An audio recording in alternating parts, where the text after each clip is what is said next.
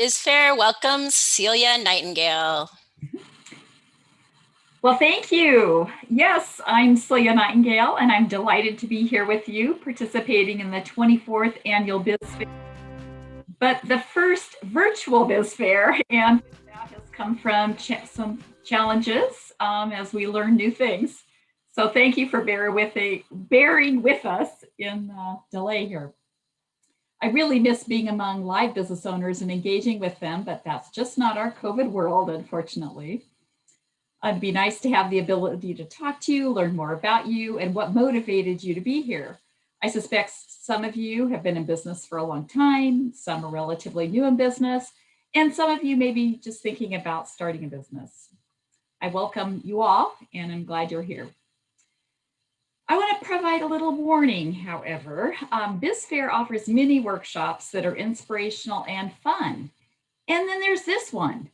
This is a take your medicine workshop, not unlike a flu shot or your future COVID shot. It's all about prevention. Let me start with a little bit about my background.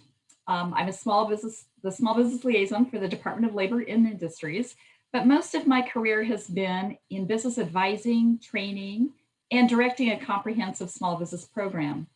My husband and I have a small business, and we're invested in a couple others.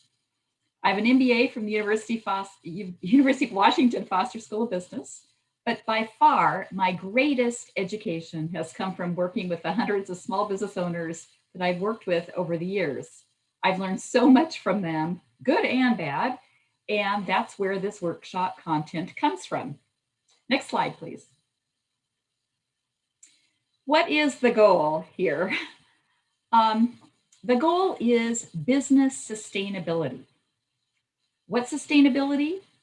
Well, go ahead and put your ideas to that. Think about that. What do you think sustainability is? Next slide. This is my list. The business pays its own bills with the money it brings in. It operates legally. It pays its working owner or owners an appropriate salary for what they're doing.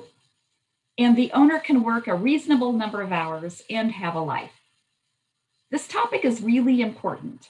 You know, it's common for people to plan for the startup phase of a business, but there's often less planning beyond that. And why is that? Well, you typically have a whole lot less time, and once you're live, it's much harder to control your direction.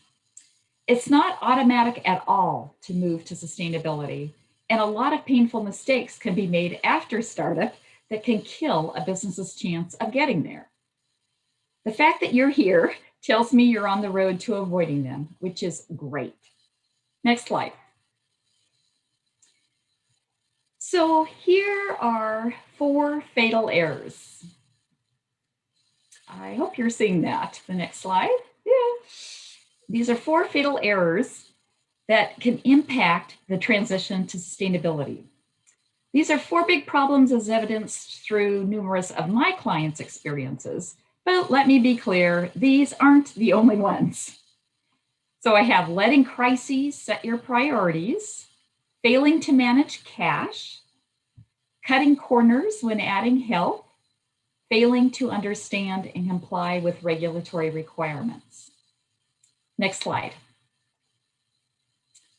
So let's talk about the first one, letting crises set your priorities. So what am I talking about? What kinds of crises can occur? Go ahead and think about some that you've experienced or that you think could happen in a business. Some that I can think of are an order goes terribly wrong, you miss a deadline, your suppliers mess up, employees don't show up at critical times, a bank pulls your line of credit, computers crash, COVID shuts you down. And what are typical reactions to those crises? Unfortunately, a common response is drop everything and react. Fear, excitement, could be time-limited one-time opportunities, adrenaline, all these things can take over solid thinking. And how a business owner reacts may not be well thought through. And why is that a problem? Because they pull you off your business plan. And that plan is what guides you to sustainability. You need to just assume that in business, and in life for that matter, many things won't go as planned. Next slide, please. Here are some strategies for controlling your business, you controlling your business. Follow your business plan. When you're creating your business plan, you're generally seeing the big picture toward a long-term vision. Without one, it's much harder to see that way, especially when the pressure's on. If you have a plan that you're bought into, you're more apt to have that on the top of your mind and to recognize when an action could veer you off course. When you're in a crisis, careful thought and consideration may seem like luxuries. You have issues to deal with, angry customers to attend to, or unexpected bills to pay. A plan set on paper and set in mind will help that. 2, use a mental screen. Ask yourself, what will happen if I ignore this? A client of mine who repaired espresso machines, she had an unpleasant and difficult customer. When the customer made unreasonable requests that my client couldn't meet, the customer began spreading lies and distortions to other coffee businesses who would have been her customers. My client was distressed and consumed with anger and fear of the impact. She was contemplating a number of actions, including suing for slander. In further conversation with my client, I learned she successfully serviced almost every other coffee business in the area. So they're not likely to buy what they're hearing of how bad she is if they know otherwise. I also learned that this particular customer was renowned in the industry and the community as being a pain. So I asked if the customer's rantings, while unjust and awful, were they really worth the angst, or could she just let them go? On further thought, my client decided to let them go, and the whole thing blew over in a day. In situations where negative comments may spread beyond those who know you, that's often, which is often the case with social media involved, some online response may be necessary. And a limited response may be categorized as this next item, addressing the part of the crisis that's essential. But a professional response to a social media post, for example, that relays some of what you've done to fix a problem may well be enough. Changing your entire customer service program would be an overreaction. Let's say, for example, with a dry cleaning business that just had a bad review, a statement that they might put into social media: "We were saddened to read Jane's news. We spent a lot of extra time on her stain, but eventually concluded it just can't be removed. That's a highly unusual situation for us, but some stains are permanent, unfortunately. We can't promise we can get rid of everything, but we will absolutely promise that no other dry cleaner service would try harder." That would be an example of addressing what's essential. Learn from each crisis so that you can either avoid something similar in the future or have a thoughtful and efficient way to get through it the next time if it comes up. A real life example for me was a janitorial business. That was a client, and they had this really short window opportunity to bid on a contract with a medical clinic, a very different type of client for them, and one they hadn't proposed targeting in their plan. They dropped everything to put their proposal together, but because of the deadline, weren't able to give it a whole lot of thought. They were successful getting the bid and were delighted until after starting, they learned they'd have to deal with disposal of biological materials with potential bloodborne pathogens, requiring special training, protective equipment, and significant disposal fees. They realized there was no way for them to be profitable. They'd been the low bidder because they didn't understand what they were doing. They ended up giving up a contract after wasting a lot of time, energy, and some money, and losing face.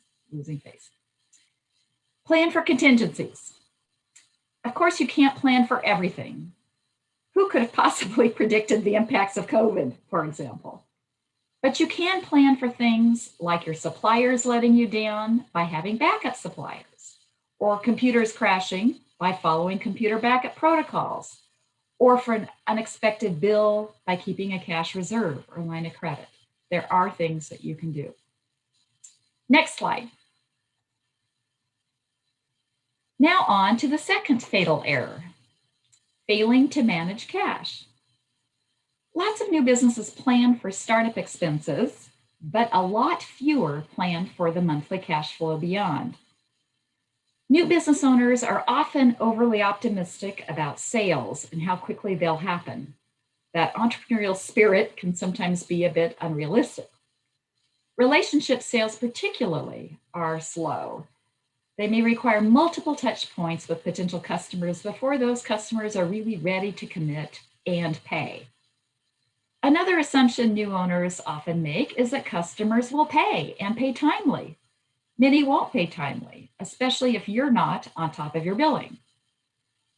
With my clients in medical and dental practices where insurance companies are involved, it could sometimes take 3 months to be paid.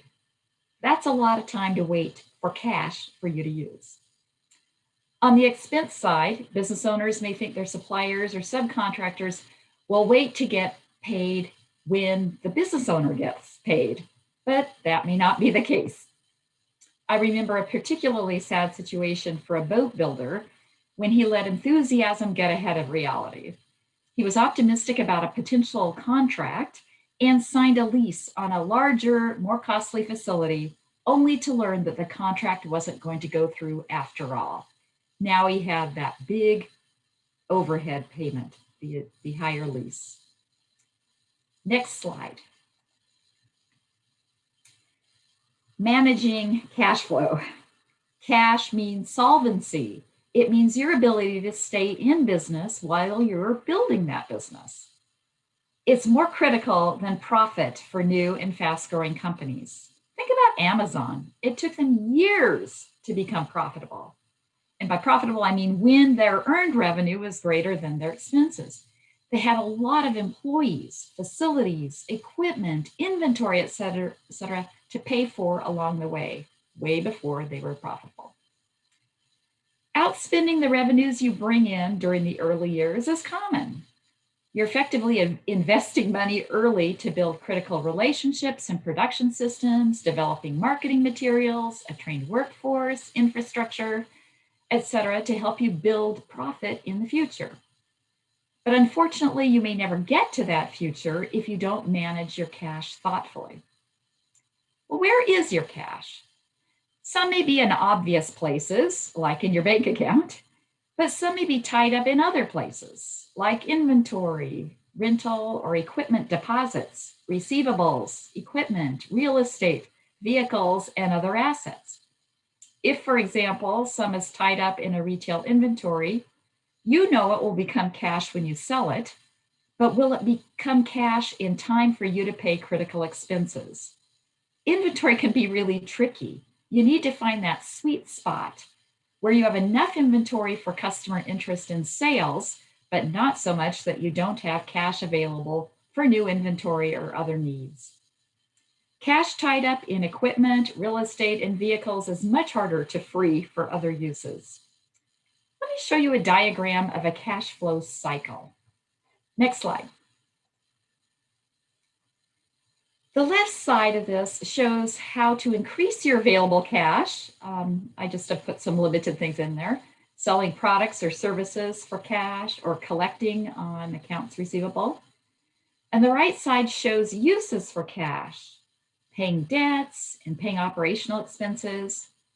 If you do have inventory, you may have leakage. What do you think that might be? It could be missing, stolen, or soiled inventory. Or it could be that some of that inventory is obsolete and you won't be able to get the cash out of it that you put into it. So that's another way of leakage.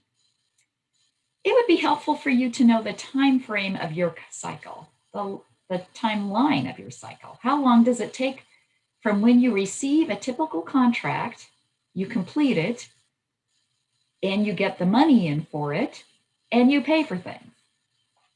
It's good to have a sense of that. Long cycles are especially challenging.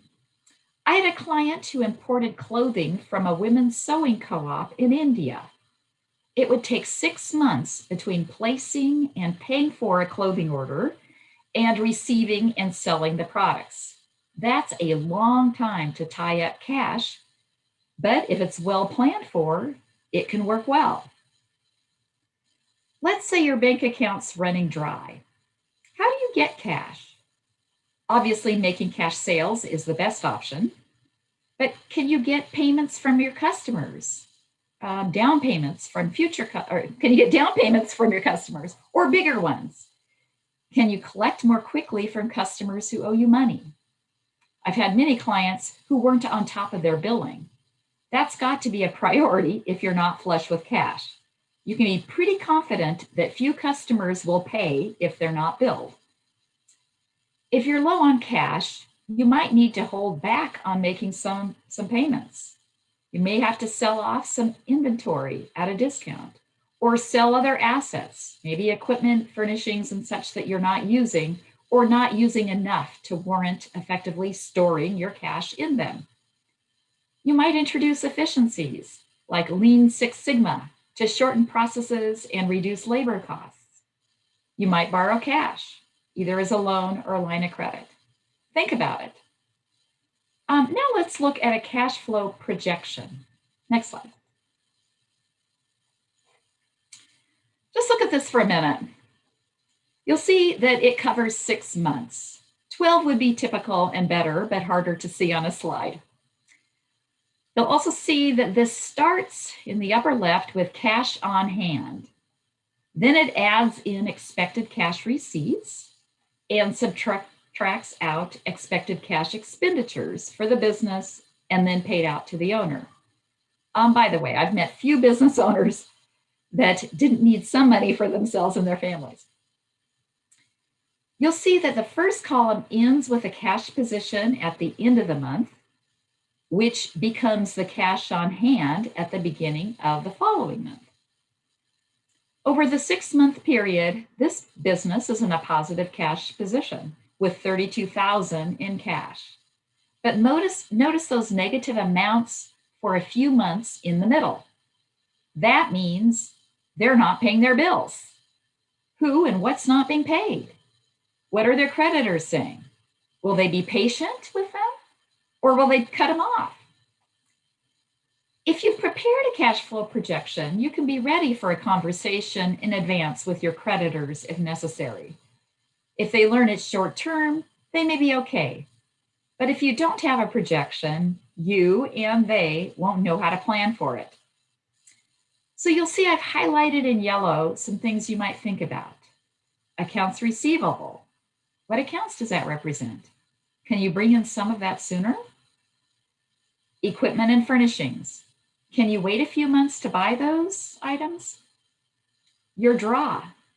Can you reduce it in the early months? Again, if you don't prepare a cash flow projection, you don't know to even ask about these questions, to think about these questions. You'll be out of cash in February and March and maybe freaking out. In fact, maybe even pulling the plug on the whole business, thinking it's going down the tubes, or doing desperate things that may hurt your success for the long haul. But because you prepared this cash flow, you can make good plans before you're in dire straits. Next slide. I made a few changes here. And look, no negative months. You can see I've reflected that I'm going to be more aggressive with collecting some of those receivables earlier. I moved the equipment purchase back a month, and I lowered my January draw. And voila, it works. There are business advisors that can help you build a cash flow template for your business. And once it's built, you can play with it to check out various what-if scenarios. And those advisors are free, at least with a Small Business Development Center or SCORE. Cash flow projections are incredibly important growth tools and essential for getting to sustainability. Next slide. A few cash flow management tips. Don't rely on your bank balance to answer the question, do I have any money to spend? Use your cash flow projection. And also look at your accounting financial statements to know where you stand with your various cash sinks, the places where cash may be tied up. Maybe there are opportunities to free some of that up. All right, next slide. On to our third fatal error, cutting corners when adding help. You can't grow a business very far with just yourself. How do you build capacity sustainably? I've had clients do all kinds of things to avoid hiring employees due to the administrative, organizational, and cash flow challenges of being an employer. And many of those things they did weren't legal. Unpaid interns. Interns can only be unpaid if they're part of a training or educational program and getting credit. Using so-called volunteers, including friends and family. It's assumed by regulators in most cases that a for-profit business can't legally have volunteers. There's bound to be some kind of quid pro quo somewhere, some kind of trade, future earnings, gifts. Or you might be paying folks under the table, which of course is not okay. I had a client who owned a property management company. At times, he defrayed rent when his tenants would help with some projects. A case I recall especially was with roofing. His tenant was helping him do some re-roofing, some roof repair. Well, an inspector happened by and learned of the situation, asking questions, of course, and the owner was then required to pay past workers' comp premiums, penalties, and interest, and was also cited for safety violations. That's because it was recognized that this is someone doing work for a business owner and getting paid, in this case, getting paid in defrayed rent. I've seen another case that went awry for a client and his friend. In that case, a friend was helping out at my client's new restaurant and sustained a significant injury. The friend didn't have medical insurance and would have been fiscally devastated by the medical costs and the time out of work. So she reported the injury truthfully. It occurred while she was working at her friend's business, a business that hadn't been reporting as an employer. And the regulatory hammer fell down hard on my client. The business owner felt betrayed by the friend, yet the friend felt she had no choice. Hiring independent contractors is very popular with some businesses, and sometimes it's a legal option, but often it's not. Remember, per that definition I showed earlier, a sustainable business means that it's one operating legally. So we're talking about what is legal and what is not. Next slide.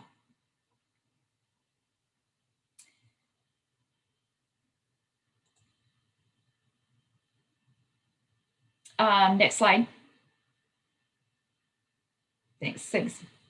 For someone to be a legitimate independent contractor, the engagement must meet all provisions of an independent contractor test, the details of which you'll find at the web address shown on this slide. Are they a fully licensed federal and state tax reporting business? Do they have other clients and actively market their products and services?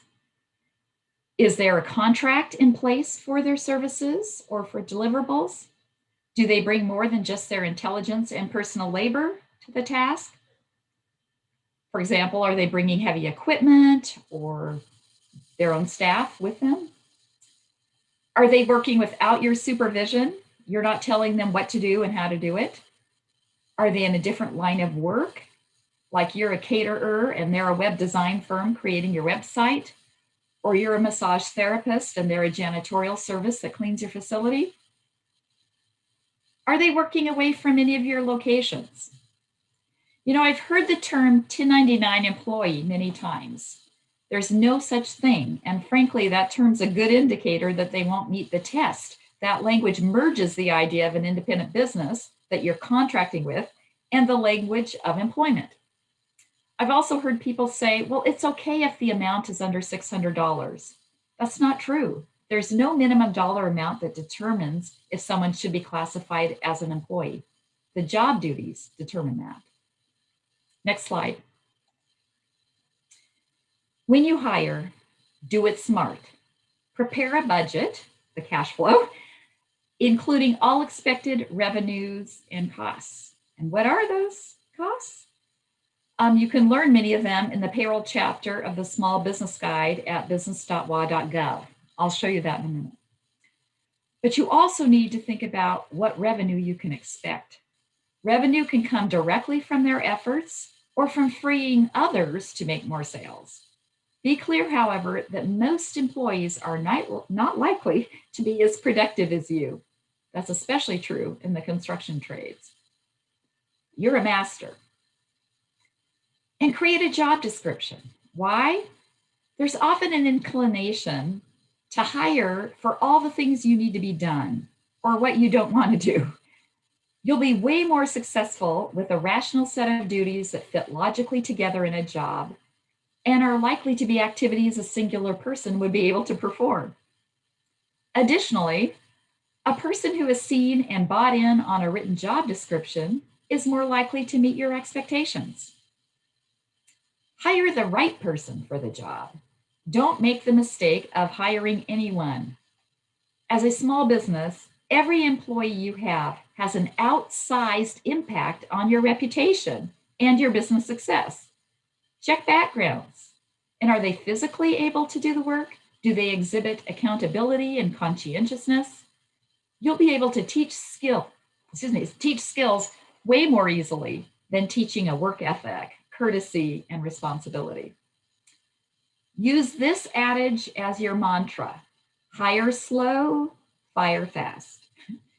Consider using employees from a temp agency while you're finding the right person. Or to use temp agency employees in a try before you buy engagement. That can be smart. Excuse me, I need a glass of water. All right, next slide. Now on to error number 4. Failing to understand and comply with regulatory requirements.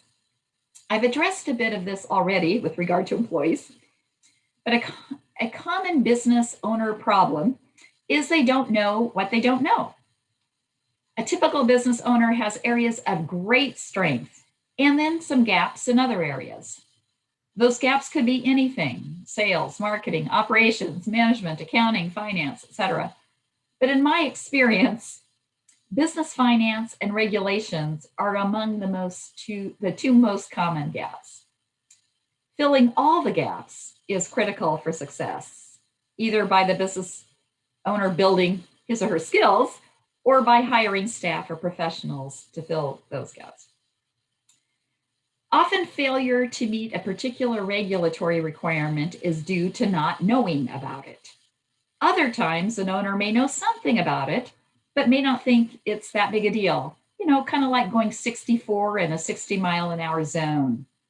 But a difference here is, you know, in the case of going 64, it's unlikely to have a consequence. So it's a measured risk.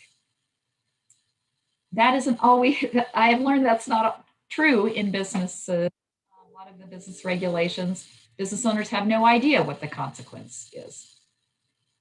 Only in a few cases have I talked with business owners where their non-compliance was intentional. They meant to do it. They knew the risk, and they decided to go that route.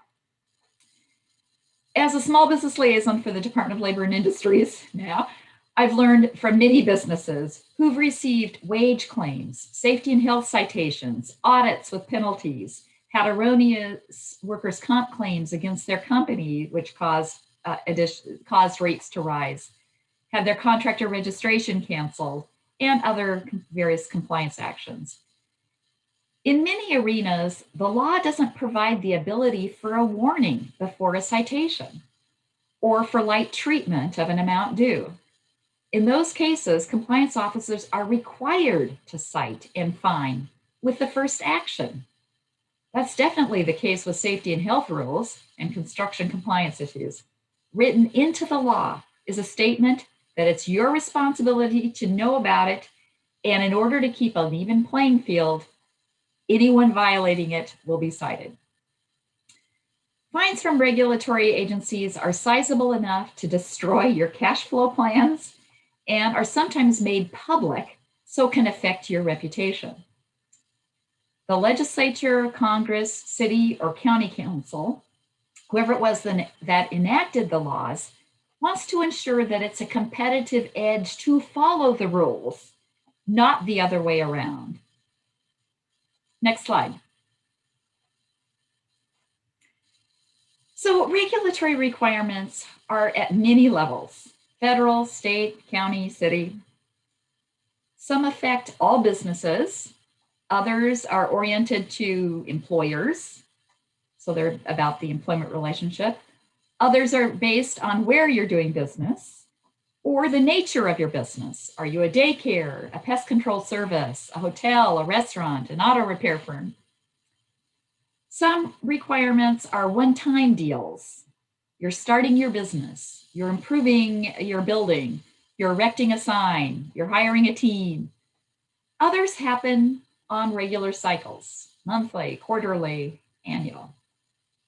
Next slide. And then there are a number of regulators. Here are some agencies that impact small businesses, but there's certainly many others. I just threw up some there. And I see I used some old language here. I called it the State Liquor Control Board rather than the Liquor Cannabis Board. Sorry about that. But you'll see you're having, as a business owner, you're having to track all these different kinds of regs that impact your business. Next slide. If I had the ability, if I knew who you all were, I could talk more specifically about what regs you may want to look into. But since I don't have that luxury here in my virtual presentation, you'll just have to look them up for yourself. Regulatory compliance, small business owners are extremely busy. They don't have money or time for citations. And think about that first fatal error, letting crises set your priorities. Compliance visits and citations and fines can certainly create crises. Let's avoid it. If you hear from a regulatory agency, you've got to take it seriously. You've got to read your mail. I've had clients who assumed something was mistakenly sent to them and they ignored it.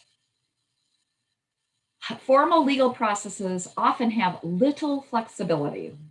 There are protest and appeal rights, but their timelines for exercising them aren't lengthy. And typically, if you miss a deadline for an appeal, there's no relief. And I've seen this play out over and over again. In one case, the company, I think, could have been very successful in their appeal, but the company's accountant who agreed to file it missed the deadline. There was no recourse, at least not with the regulator. There may have been recourse with the business and its accountant. Appeal resolution times are often lengthy, that you're waiting long periods of uncertainty, and that uncertainty can affect your focus. That's not going to help you breach business sustainability. Then also, governments have significant abilities to collect funds. I had a client with a tanning business who learned that the hard way. They failed to pay overdue sales tax payments and weren't cooperating with setting up a payment plan. And the next thing they knew, their bank account was levied by the state's Department of Revenue. Once that happened, they lost all financial management control. And being an LLC or corporation doesn't necessarily shield you personally from all debt, at least not all governmental debt. And in some cases, bankruptcy doesn't discharge that debt either. Just things to keep in mind. Next slide. So learn the rules. How do you learn about the regulations that apply to you? Well, BizFair is a great place. You can visit the Small Business Resource Center, the virtual center, where a number of state agencies are exhibiting and have a lot of materials up and things about them. A fabulous resource available 24/7 is the Washington Small Business Guide at business.wa.gov. It contains information and links to more information and a live chat opportunity to ask about additional questions. The Business Licensing Wizard is also a cool thing, especially for new businesses figuring out what they need to do at startup. You enter your business, your location, who are the owners and various things, and then it spits out a long list of all those things you need to think about and do. And even if you're in business now, you can still go and use that and just ensure that you didn't miss something there. You can meet with advisors. I mentioned earlier that many are free or very low cost. You can also join your industry association, such as the Washington Retail Association or Washington Hospitality Association. Most industries have associations, and they can be great resources. Next slide. We've now gone over 4 fatal errors. What are the keys to small business success? Where you can say you've reached sustainability? Well, it's thorough planning and remembering that you're going to be riding a small business bucking bronco and will have to make occasional departures from your plan. While you're doing that, you can still take the reins, keep the reins, use long-term thinking. That's essential for sustainability. Assess how it's going. Monitor performance relative to your plan and vision. Follow your plan unless thoughtful analysis tells you otherwise, and your cash flow projection shows your modifications can work. Where changes are in order, incorporate them into your plan. Don't abandon the plan. Continuous plan revision is inevitable, but the guidance of your plan will be essential on your path to sustainability. Next slide. So here's what I work for, what I've worked for my entire career: flourishing Washington small businesses.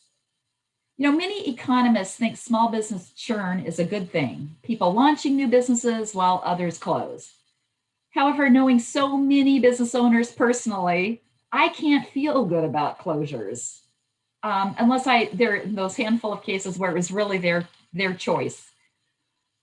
I don't want you to crash and burn. I want you to be wildly successful, and our economy will benefit from you being wildly successful. After investing so much energy, time, and money, to me, it's awful to see them fail to achieve sustainability. So that's why I'm here presenting to you, so that beyond startup, there are no fatal errors, and you reach sustainability.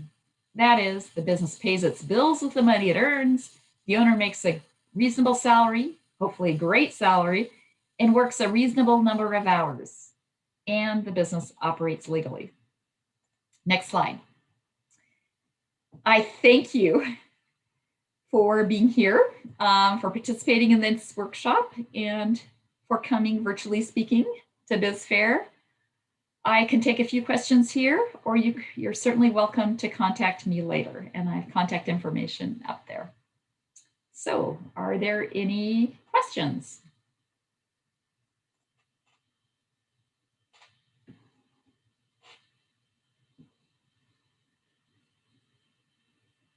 I'm not seeing any.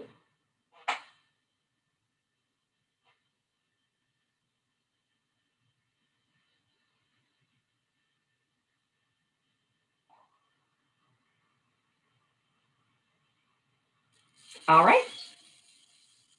So please feel free to contact me, and I will be happy to answer your questions in the future, whether it's today, tomorrow, or a year or two from now. I really am all about your success. Thank you. Goodbye.